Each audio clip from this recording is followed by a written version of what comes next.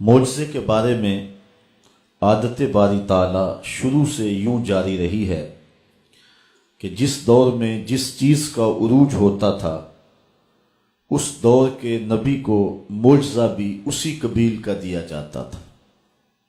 مثال کے طور پہ حضرت داؤد علیہ السلام کے زمانے میں لوہے کی صنعت اپنے پورے عروج پر تھی۔ لوہے کو گرم کر کے، نرم کر کے، ڈھال کے مختلف صورتیں ظروف بنانے کا مزاج وہ قوم رکھتی تھی۔ تو جب لوہے کی صنعت اپنے پورے عروج پہ تھی تو اس زمانے میں اللہ نے اپنے نبی حضرت داؤد علیہ السلام کو جو معجزہ دیا وہ یہ تھا کہ وہ لوہے کو ہاتھ میں لیتے موم کی طرح نرم ہو جاتا۔ حضرت موسیٰ علیہ السلام کا زمانہ دیکھ لیجئے، یہ جادوگری کے فن کے عروج کا دور ہے۔ گھر گھر جادوگر پائے جاتے ہیں۔ فرعون نے حضرت موسیٰ علیہ السلام کے معارضے اور مقابلے کے لیے جادوگروں کو ہی جمع کیا تھا۔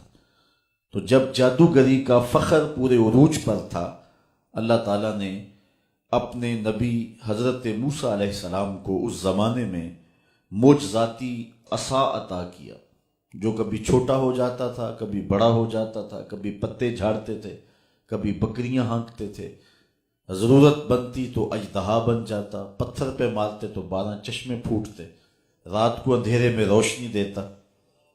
تو جس دور میں جس چیز کا عروج تھا اس زمانے کے نبی کو معجزہ اسی قبیل کا دیا گیا۔ مصر کے کوچہ و بازار میں جب ماہ وشوں اور پری پیکروں کے حسن کے چراغ جل رہے تھے اور وہ اپنی عشوہ ترازیوں اور اداؤں سے لوگوں کے دل پھانس رہی تھی، تو اللہ تعالیٰ نے اپنے نبی حضرت یوسف علیہ السلام کو معجزہ حسن دے کے مبعوث فرمایا، اور ان کے حسن کے سامنے سارے چراغ بجھ گئے، اور جنہیں ناز تھا وہ اپنی انگلیاں کاٹتے ہوئے دکھائی دیتے نظر آتے۔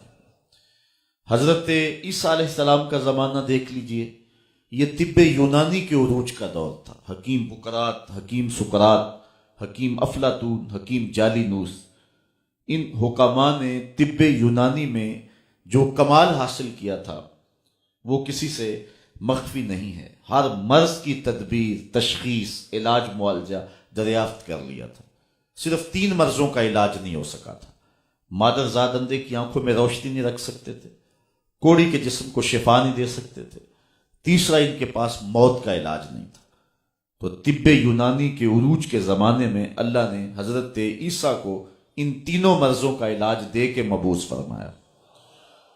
وہ کوڑی کے جسم پہ ہاتھ پھیرتے شفا ہو جاتی، نابینا کی آنکھوں پہ انگلی رکھتے نور اتر آتا، مردے کو ٹھوکر مارتے وہ اٹھ کے باتیں کرنے لگ جاتا۔ جب میرے اور آپ کے آقا و مولا تشریف لائے تو یہ زبان و بیان کے عروج کا زمانہ تھا۔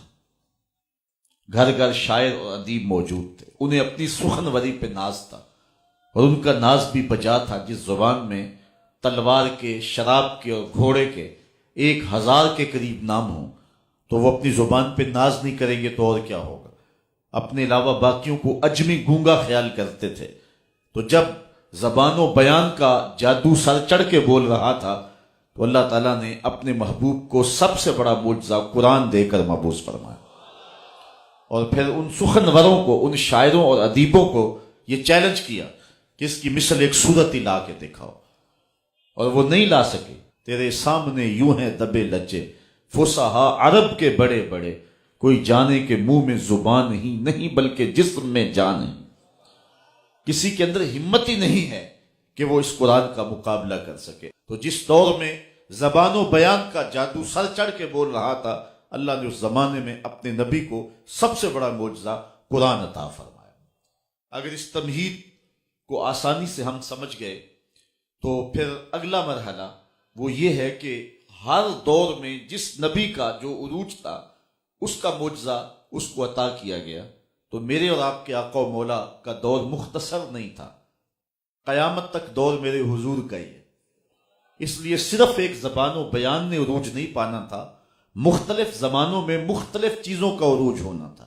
اس لیے اللہ تعالیٰ نے اپنے محبوب کو معجزات بھی کئی دیے۔ پھر ہر دور کی اٹھان دیکھ لیجئے اور حضور کے معجزات کی فہرست دیکھ لیجئے۔ ہر دور کے فخر کو کوئی نہ کوئی معجزہ توڑتا دکھائی دیتا ہے، لیکن دو دور حضور کے انتہائی اہم ہیں۔ ایک جب تشریف لائے، زبان و بیان کا عروج تھا، قرآن دیا گیا۔ دوسرا دور قرب قیامت کا زمانہ ہے، جب سائنسی عروج اور بانکپن ہونا تھا۔ اپالو 11 کے ذریعے لوگوں نے چاند پہ جانے کی بات کرنی تھی، مریخ پہ سفر کی تیاریاں ہونی تھی۔ اللہ تعالیٰ نے اپنے محبوب کو دوسرا بڑا معجزہ معراج دیا کہ سائنسدان الٹی چھلانگیں بھی لگاتے پھریں، وہاں ان کا خیال بھی نہیں پہنچ سکتا جہاں محمد عربی کے قدم پہنچ گئے۔